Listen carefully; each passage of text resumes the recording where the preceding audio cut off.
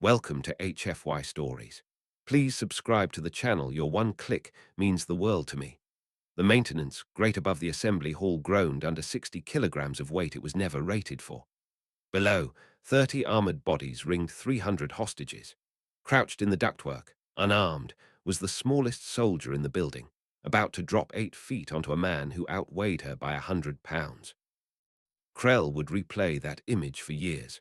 But to understand how it got there, you had to go back 4 hours, to the moment the humans arrived, and the whole academy decided, instantly and wrongly, what they were. Instructor Voran Krell had spent 3,000 cycles watching champions walk through these doors. Armored hides, venom glands, bone spurs that could open a hull plate. Then a transport barely bigger than a supply crate touched down, and 20 pale, hairless bipeds climbed out, blinking against unfamiliar gravity. Then his colleague Threx clicked, mandibles working in amusement. The ones who beat the Krell armada. Krell studied them through the observation glass instead of laughing. One in particular, brown hair knotted back, unremarkable posture, kept her weight balanced oddly, her eyes never settling on any one point for long. His data pad read, Corporal Maya Tors, Terran Defense Corps.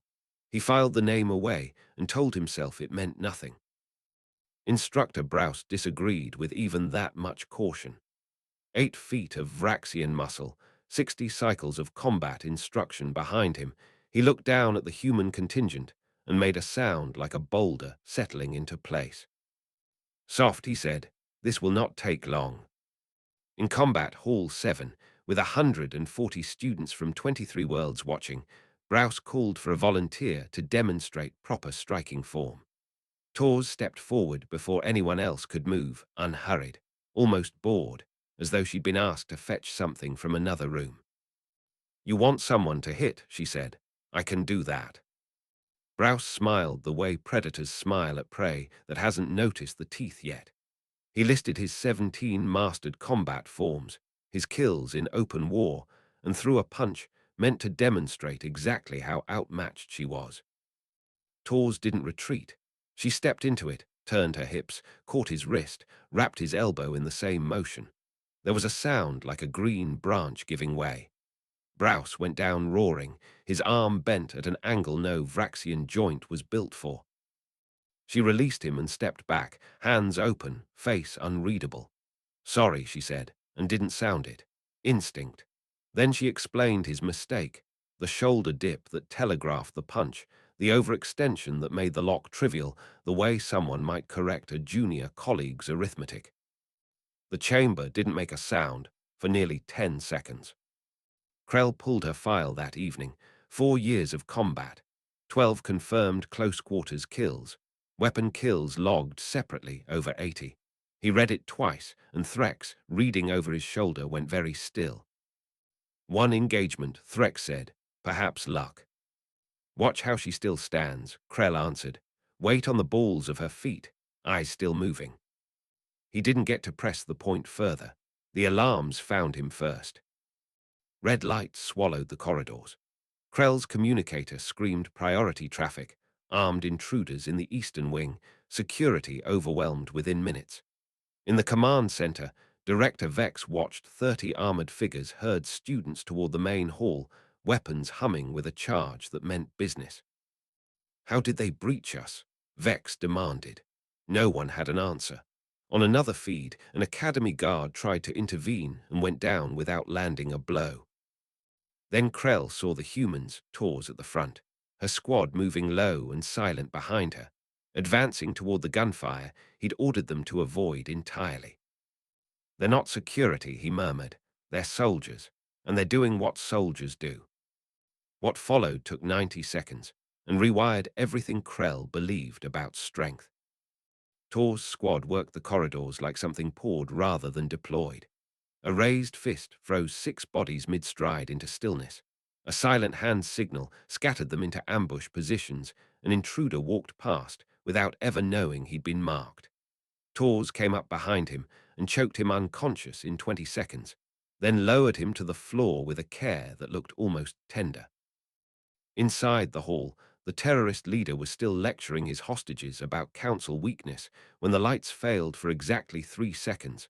Someone, somewhere, had found a breaker switch in a building they'd never toured. When the red emergency glow returned, 4 of his men were already gone. That was when Tors dropped through the grate. She hit the platform in a crouch, 8 feet down, dead silent, and for one unbearable second she was completely exposed, small, empty-handed, alone in front of an armed man.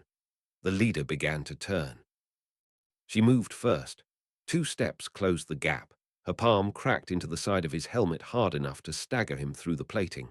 She hooked his leg and drove her shoulder into his chest, and he went down with his weapon skidding away.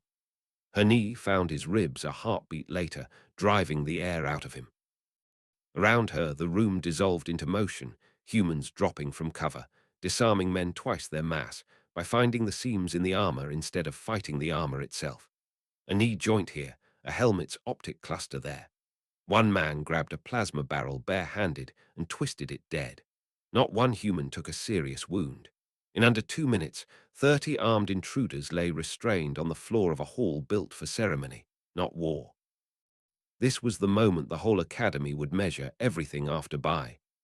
The second, the galaxy's idea of soft, cracked open, and something else looked out from underneath it. Tors hauled the leader upright, almost gentle now that the fight had drained out of the room. "You're under arrest," she told him. "Start talking about who sent you. Saves everyone time." His voice modulator sparked and failed, and what came out beneath it was raw and unsteady. "What is your kind, really?"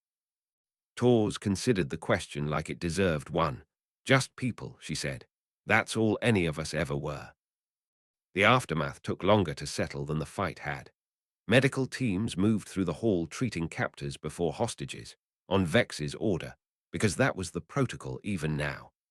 Students who had spent the last 2 minutes flat on the floor stood up slowly, staring at the 20 humans among them as though seeing a different species entirely than the one that had walked in that morning. Browse came to find Tors the next day, his arm sealed in a regeneration sleeve, his pride sealed somewhere less visible. "I mistook soft for weak," he admitted, in front of enough students that it clearly cost him something to say. "I would like to learn where I was wrong, if you'll teach me." "Fair warning," Tors told him. "It's not a gentle education. I've survived worse teachers." "Yeah," she said, and this time the smile reached her eyes. "I think you have." The integration program changed after that week in ways no council memo could have engineered. Human instructors were brought in formally. Their drills got copied, argued over, adapted by species that had never had to think about fighting from a position of disadvantage. Krell watched Tors teach a mixed class for a full cycle before he worked up the nerve to ask her the question that had been sitting in him since the observation window. He found her alone in the dome one evening, watching a sky that belonged to no species in particular. "You never hesitated," he said. "Not with Browse, not in that hall. How?" She was quiet long enough that he thought she wouldn't answer. "I was terrified both times," she said finally. "Fear's not the problem, it keeps you sharp. You just don't let it choose for you." "What chooses, then?"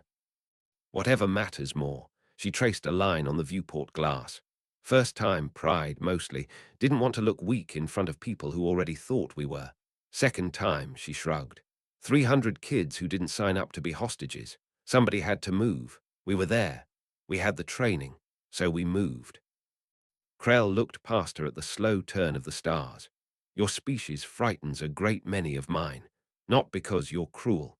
Because none of us know what else is under there that we haven't seen yet." "Honestly," Tors said, "neither do we some days." The next morning, a young Chitoran student asked her, half joking, what a human's weaknesses actually were. Tors considered it the way she considered everything, without hurry, like the answer mattered. "Classified," she said. "But I'll tell you this much. We've got plenty." She picked up a training pad and settled into a stance, patient, already watching the student's feet instead of his face.